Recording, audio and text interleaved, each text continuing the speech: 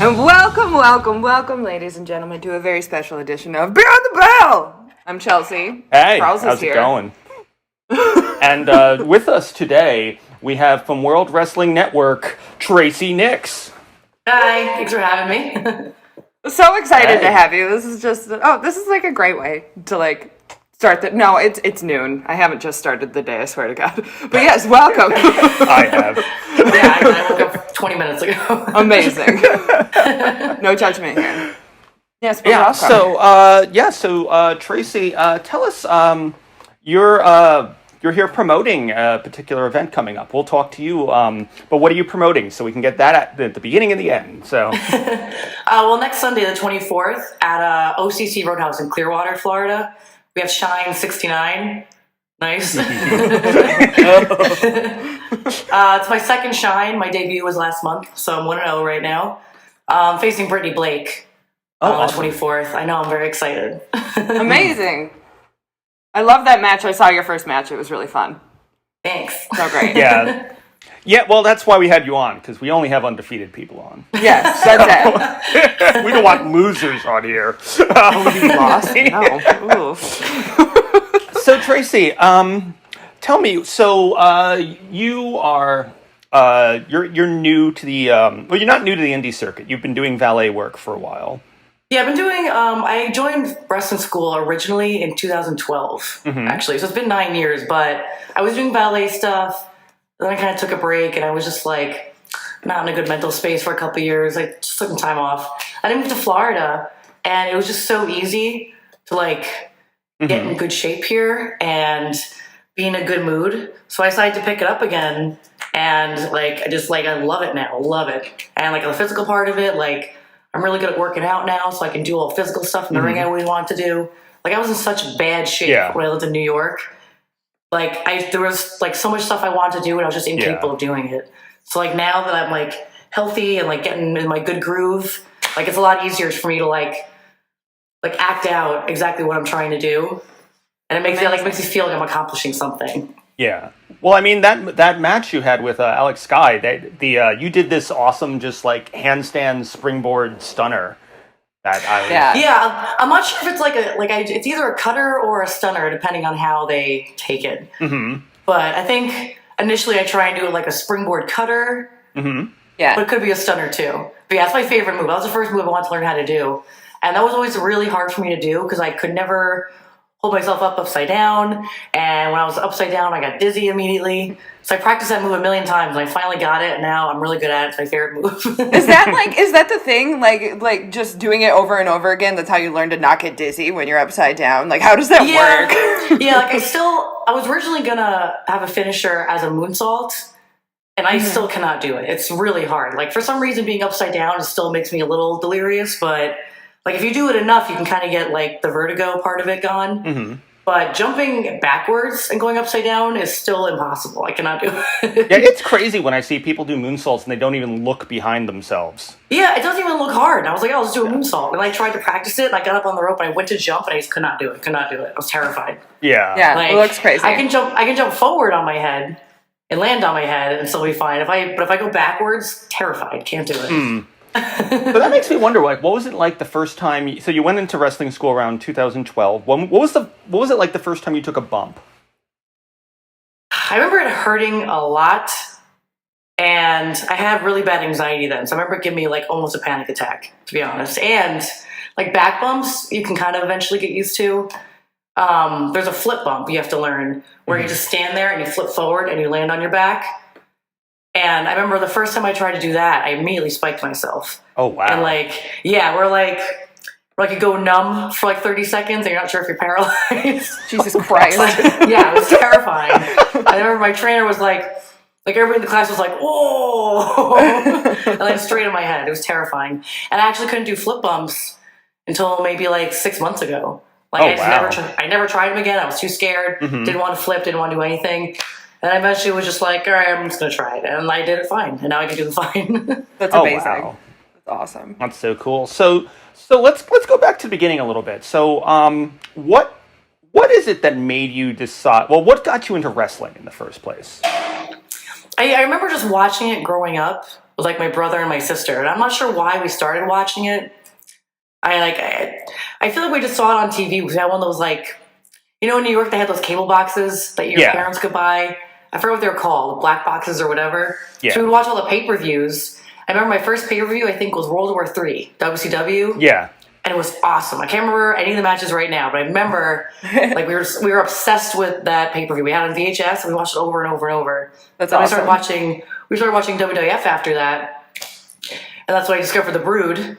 Yeah. And as a budding young goth girl, I was like, oh, okay, I like this. That's still one of the best theme songs ever for any team. And entrances, too. I know. When Edge doing that recently, I was like, oh, shit. I lost it.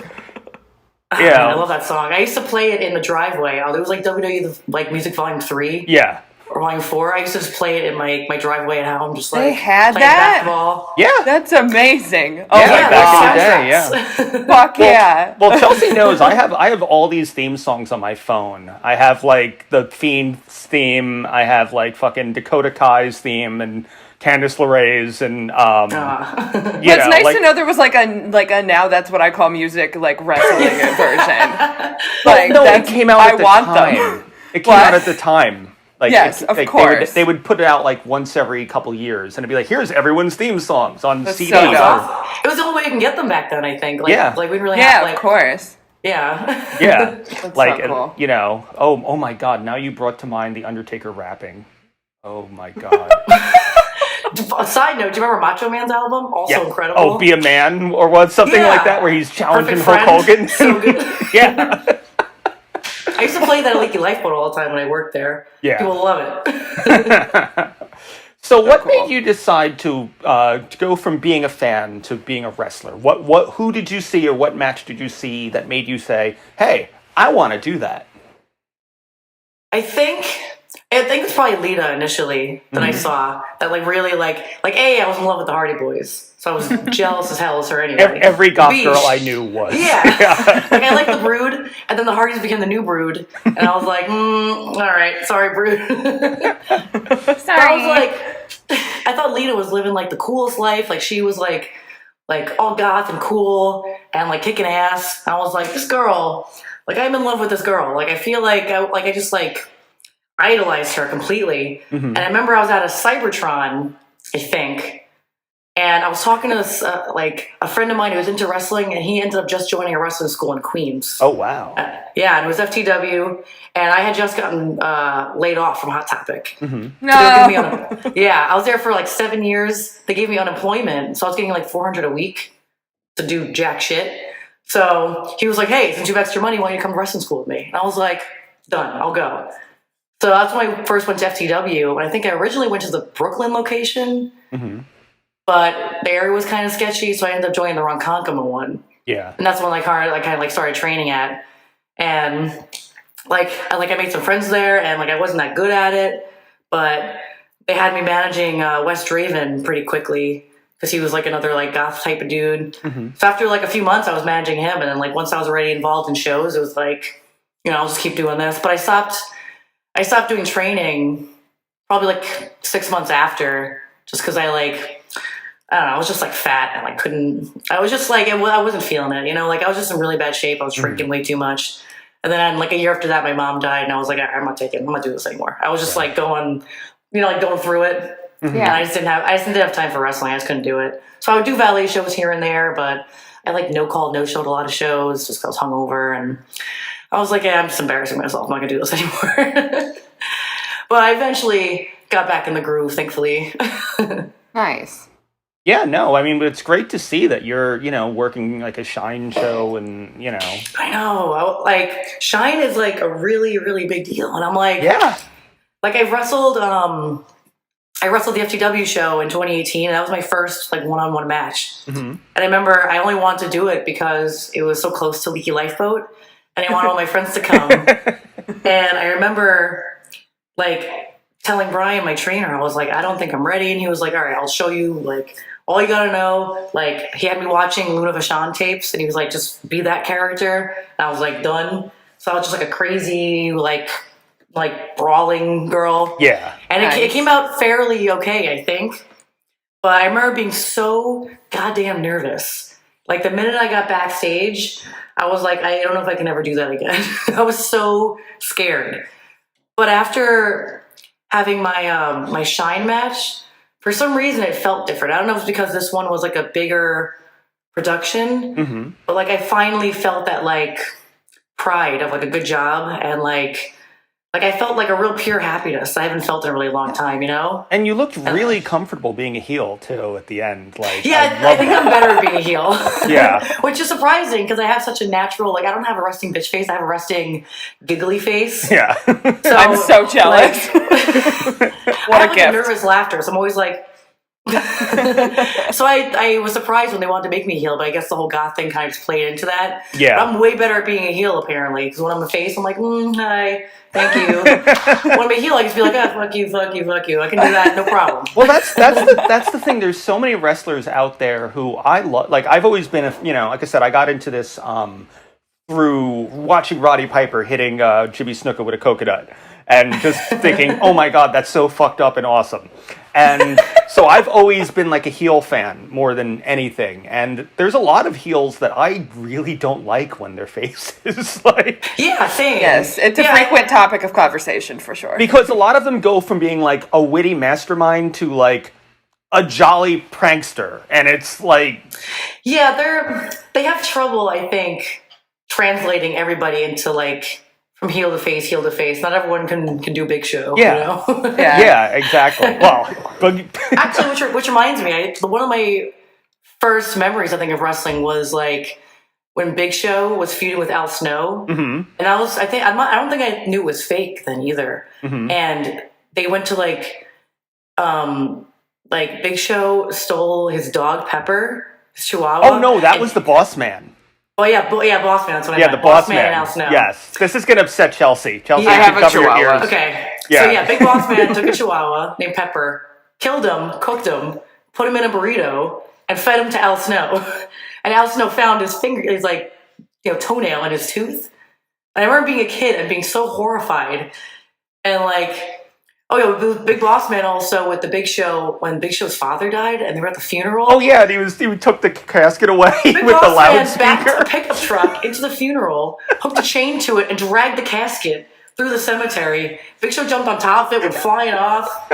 Like, wait, this all sounds so fun. It wasn't so fucked up. And I'm pretty sure I was pretty young at this time. I don't remember what year it was, but I remember I don't think I thought it was scripted at the time. So I was like, how are they doing this and showing this on TV? And I don't think any other TV show ever did that to me. I still remember the NWO debuting on, it was either Raw or SmackDown or wherever it was. It was a pay-per-view. But I think The Rock went into an ambulance and they rammed the ambulance with a monster truck. Oh, right. Yeah, and I was just like, I love when wrestling used to have regular attempted murder, like... Yeah, every episode. segments. Well, which one was it? Didn't, like, somebody push somebody off the top of a building? Yeah. Which one, What? Which one was it? Yeah, I remember that. No, Hulk they had Hogan pushed the the Big monster Show. truck Yeah, rally. it was the Big Show. Hulk Hogan it was pushed Big him Show. off. Yeah. Yeah, so they had a monster truck fight, and then they got out of the monster trucks, and then just pushed them off the top of the building. Yeah. Amazing. What I love is I read an interview with Dominic Mysterio recently, and he talked about how when they had the Eddie Guerrero custody hearing, how his Oh yeah, that was a weird one too. how his father was trying to keep kayfabe going, so he thought that he might have to go home with Eddie Guerrero if anything. Oh man, Jesus fuck. So That's amazing. You know, it was a very different. I kind of miss the constant attempts at vehicular like manslaughter, and yeah. I feel we need more of those. Although, hey, on Impact, people actually get murdered, so I know, people are just dead. I'm like, okay. This Like, is at like, least 3 because people Charles have just got me died on into wrestling Impact. a couple weeks ago. Charles got me into wrestling, like, I don't know how many years, a couple of years ago. 2017, yeah. Oh, really? It was that long ago? So Yeah. it's just like all of these things I'm learning as an adult, never having watched it as a kid, and being like, wait, Charles, are they okay? Jealous. What's going on? Well, because with Chelsea, I remember I took her. Oh my god, it was so funny because I was telling her how great the Revival were, and then they fought the B Team, and it was like I was like, I'm sorry. Well, that's not right now, but I promise you, they're great. Yeah, exactly. I'm like, no, really, they are like the greatest team in the world. This is just a bad match. And then I was kind of embarrassed for a lot of the matches until we got to, it was Charlotte, Carmella, and Becky. And it's where Becky Lynch did the turn that made her into the man. Yeah. And that's, I remember, amazing. what won Chelsea over, and also seeing Ronda Rousey just ragdoll Alexa Bliss that night. Yeah, I feel like I remember reading an interview about Alexa Bliss saying that she got hurt. So, like, the match looked great, but I wonder how much of that was good selling or just her actually being injured. Yeah. I mean, in fairness, Ronda Rousey would probably really break any, like, most people's arms if she was, like, in there. Like I haven't had a lot of matches yet, so, like, I'm sure I'm going to come across someone that's, like, stiff as fuck, and I'm probably going to have to be like... Oh, yeah. You got the... Yeah, you haven't had any potatoes yet, so... Like, no, I know. You know... I've been lucky so far, but... So then that makes me wonder, so who... I guess ultimately, like, who do you like right now? Is there anyone you look at and you're like, ooh, I enjoy their work? Yeah. Like... I really love Rhea Ripley. Mm-hmm. Like, I love her aesthetic. I love her character. I love the way she works. And I love Charlotte too. And I hate to admit it, but I do love Charlotte. Mm-hmm. Like, she's getting a little, like, I'm getting a little tired of seeing her on TV in the constant championships, but she's such a good worker, and her psychology is, like, top notch. Yeah, she's definitely crossed into John Cena territory as far as, like, She has, presentation. Yeah. But Rhea is everything. I know. Like, I love her gear so much, and I love her, like, her attitude, and she has, like, a really great build. Mm-hmm. Like, I feel like she has a similar build to me, so I feel like I can, like, watch what she does, and, like, I can be like, oh, well, maybe I could do that. Yeah. Nice. So then who would you be, if you had, like, I don't know, ultimately, who would you like to fight? Who would you like to actually go against? I mean, like, a dream match would be, like, Trish Stratus or Lita. Yeah. But yes, for, like, someone currently wrestling, I think maybe... Like, I really love Bianca Belair, too. I feel like she's really incredible. Oh, yeah. I feel like she'd be really great to work with. I feel like Asuka would be really fun to work with because she's so, like... Like, actually, any Japanese female wrestler would probably be insane. They're all like, incredible. Yeah, if you want to get stiff shots, I guess that's... that's the way to go. Just throw you in the deep end. You're definitely going to get them from a Japanese... I was doing some research, actually, the other day, trying to find some, like, new submission moves to do. Mm-hmm. The submission moves they do in Japan are insane. Oh, yeah. Insane. Like, they're on such a different level for some reason. Like, I don't know how wrestling got to such a technical, like, creative level over there.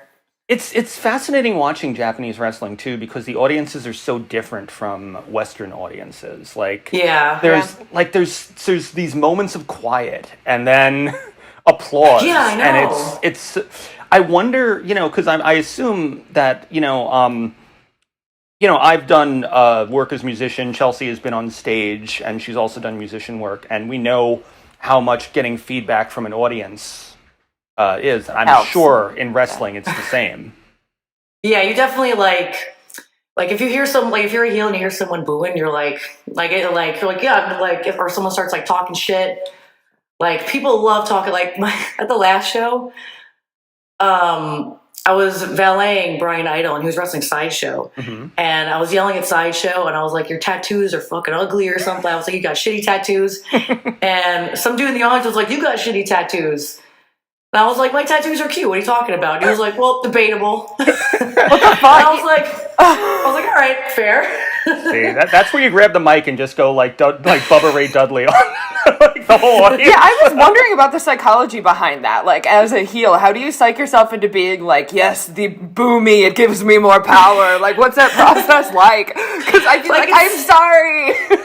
I feel like it's easier for me when I'm wrestling than valeting, because when I'm valeting, I can hear people talking to me, and some people say really funny shit, and I'm like, all right, I'll give you that one. And like, it's hard for me to yell, like when I valet Brian Idol, like, he's a great heel, he's great at it, and I try to emulate him when I'm out there, and I'm not at his level yet, so I have trouble being like real heel sometimes. But when I'm actually wrestling and I hear someone booing, like, for some reason, because I'm the one actually like in the ring performing, I feel like it's easier for me to get that like real like angry kind of energy from it. That makes sense. You know, I don't know if you're aware, but did you know your promo about Alex Sky is listed as not safe for work because of the autoerotic asphyxiation thing?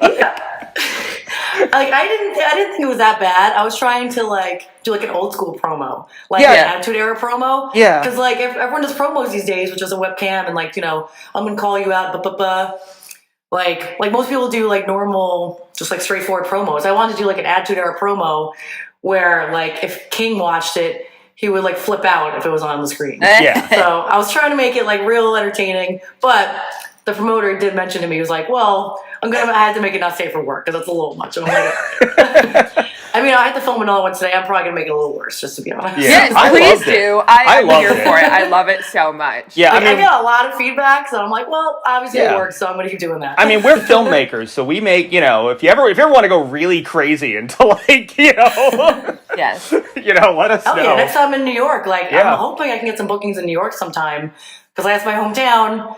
So hopefully I can get there at some point. Yeah. But I know wrestling shows aren't really running too much over there. Yeah. Well, everything right now is still it's still like a wasteland after COVID. So I know Florida doesn't give a shit. Yeah. Oh no. Yeah. I was gonna ask. I was like, this is not wrestling related, but Florida. How is Florida?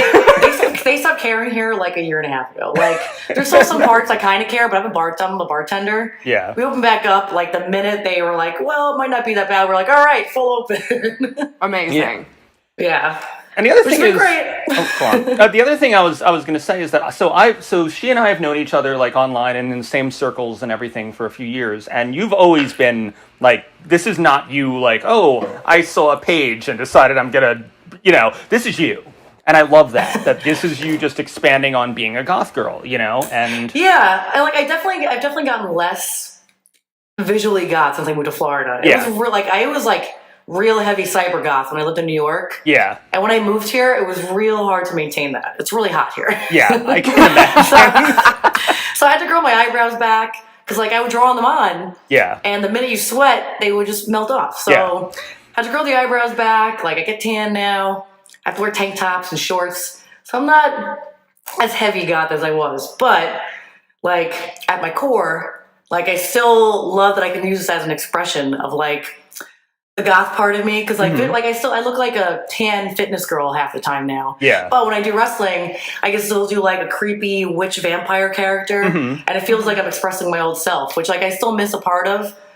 So it's nice I can still have that part of Tracy, and able to express it. Yeah, I remember when Paige came out, a lot of people, when I was I was still valeting at the time, I would have people ask me, they're like, oh, you must really like Paige, blah, blah, blah. And I did, but I was like, slightly annoyed that she was like gatekeeping the goth wrestling thing. I know Priscilla Kelly got a lot of that too.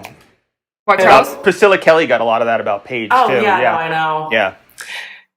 Crazy. Yeah, and like a lot of people I don't know, maybe it's just the fans that kind of just see the biggest the biggest goth girl is going to be the one they talk about. And there's a lot of wrestling girls that do the witch thing, which I didn't know. Well, Isla Dawn, I can think of from Isla Dawn's the big one right now. Yeah.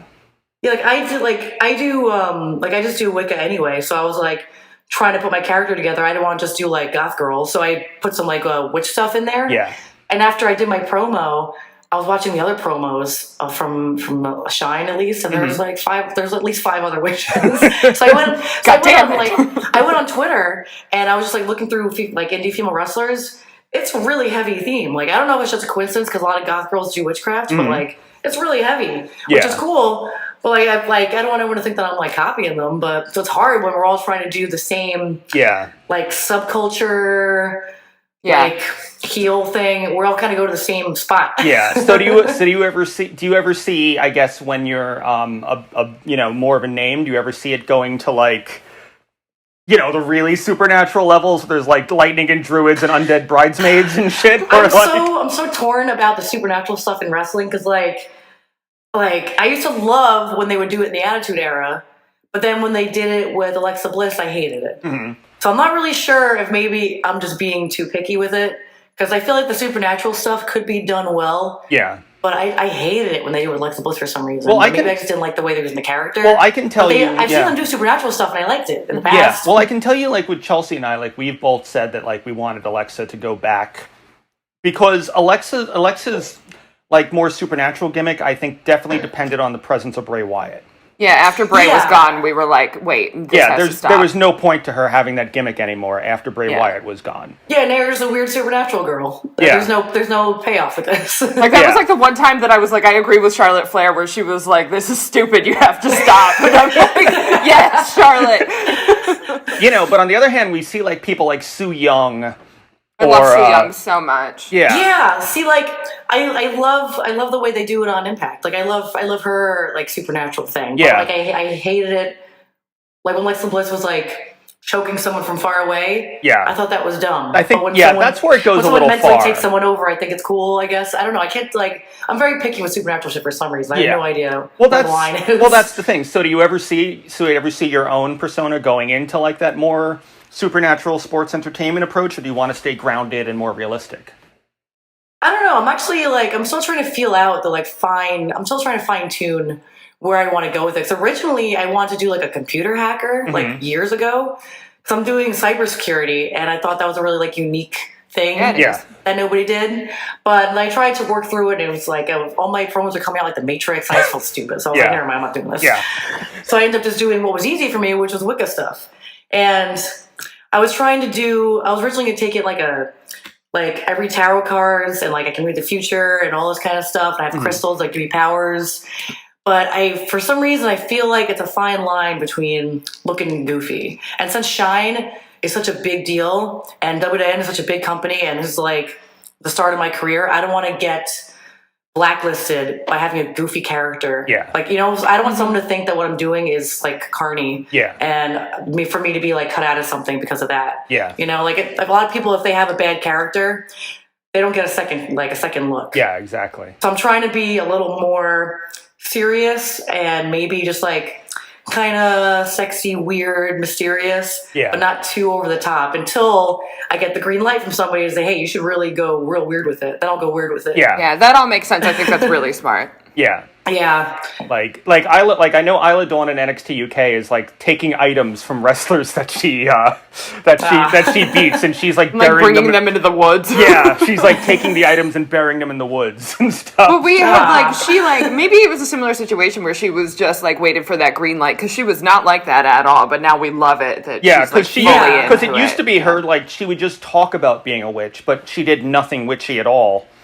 And now she's like going into trances, and you know. Yeah, they probably wanted to wait until they saw how she like did with it. Yeah. Because if nobody was receptive, she started getting all weird with it, then they would have been like, "What the fuck is this?" Yeah. Like you know how fans are. If they don't like something, they'll shit you out immediately. Exactly. We never shit on anyone. Yeah, which is like another thing. Wrestling Twitter is something I've been trying to like get bigger on, because Twitter's a big it's like a big promoting platform for wrestlers. Toxic as hell. It's so bad on there. I remove myself from Twitter because otherwise I find myself like yelling at politicians and like telling them that they're Charles is notorious for getting blocked or like suspended from platforms. So yes. Like, how did you do this again? So I have a question that really, maybe you can debunk this for us, because I complained about it in several episodes, and I'm so curious. What is it like wrestling with your hair down? Because for me, I'm just like, no. It sucks. It sucks. Okay. Like, I try to train even with my hair down just so I can get used to it. But I have a really hard time regulating my body temperature as is. I don't know what it is. It's something. I just sweat easy. I get cold easy. So when I have to wrestle with my hair down, especially at this venue, it's a fantastic venue. It's huge. Stage is great. Audio is great. But it is outside. And I have wrestled a few like outdoor parties where we were like in the middle of a field, no clouds, like in the middle of a field, and just blaring sun. And you have to have your hair down because you gotta look cute. But like the minute you get out there, it's just 1,000 degrees. Yeah. It's so bad. So it's a sweat thing. Yeah, like I hate sweating, and like it's like some kind of mental thing where I just think like it makes you look gross, but like everybody sweats, it's not a big deal.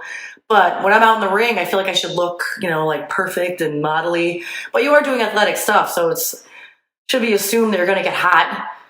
So you keep your hair down, you're trying to look hot, and then like 2 minutes in, you're like, regret. Yeah. I was just like afraid that it'd get in my face or like someone would rip it all out. Like I'm in awe of all of you just wrestling your fucking hair down.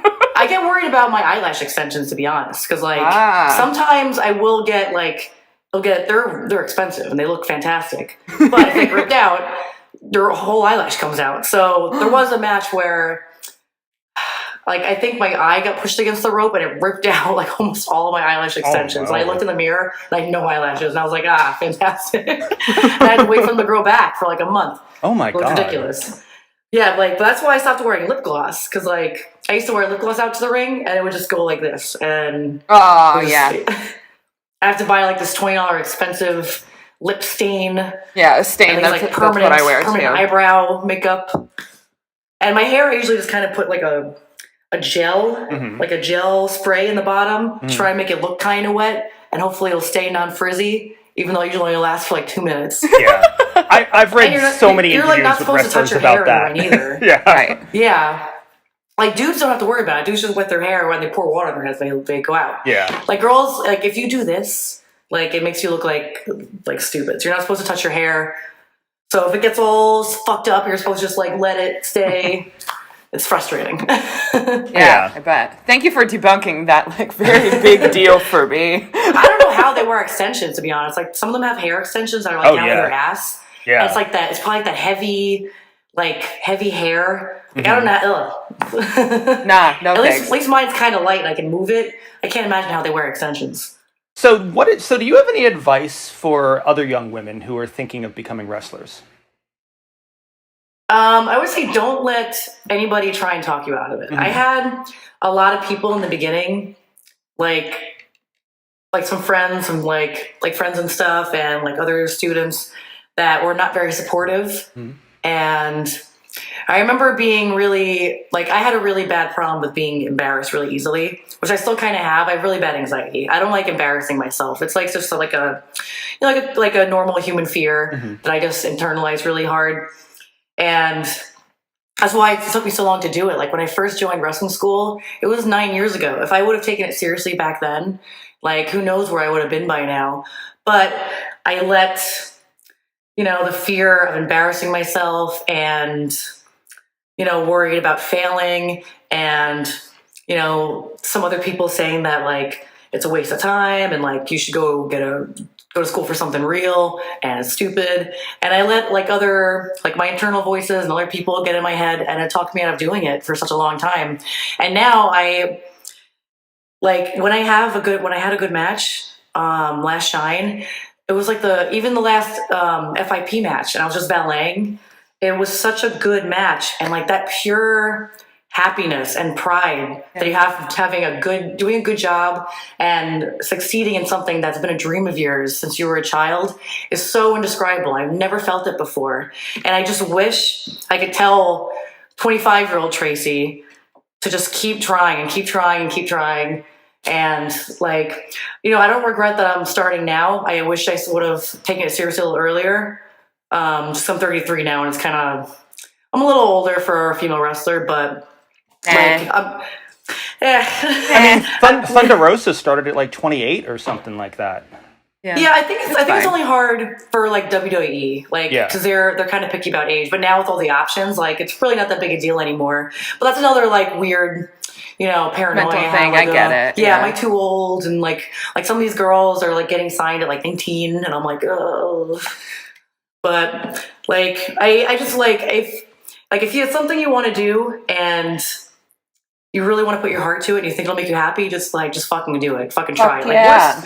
Worst case, you suck at it and you fail. If I end up sucking one day, I'll quit doing it. But at least I tried, and I got to feel what it was like to accomplish a dream. My ultimate dream is to get a contract for, WWE, AEW, whatever, or even just be on TV once for AEW would be incredible. Yeah. Or even ROH or Stardom or Marvelous or MLW. If I get to be on TV and text my family and text my friends, say, look at me on TV, look what I accomplished, and get a pat on the back and like just feel that pride, like it'll all be worth it. Yeah. Yeah, that's awesome. Oh, you gave me goosebumps. So before we finish up, is there anything else you felt that we that you'd like to say to people listening right now?